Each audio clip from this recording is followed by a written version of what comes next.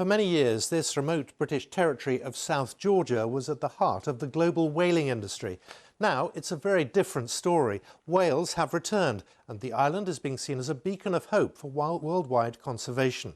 A major new piece of art has just been commissioned to help tell the amazing story. Our science correspondent Victoria Gill reports. Wild, forbidding, beautiful. The rugged coastline of South Georgia now teems with wildlife. But it has a dark past. For decades, this island was at the centre of the whaling industry, and telling that story of a whaling station that became a haven was the motivation for one Scottish artist's industrial-scale design.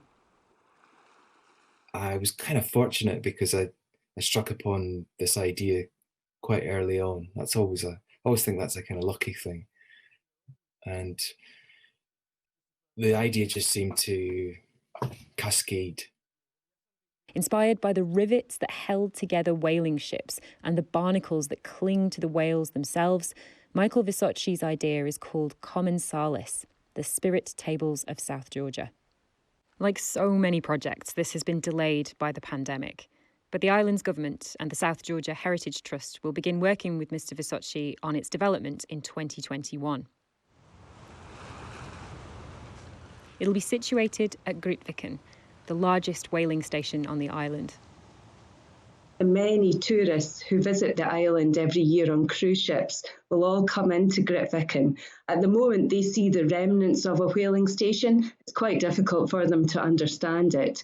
So what we're going to do, hopefully with Michael's commission, is help them to interpret the past, but also to reflect the present of the island, which is a resurging ecosystem.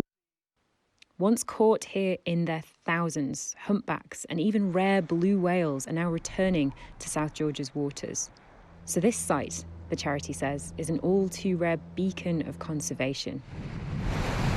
An ecosystem that's showing signs of real recovery.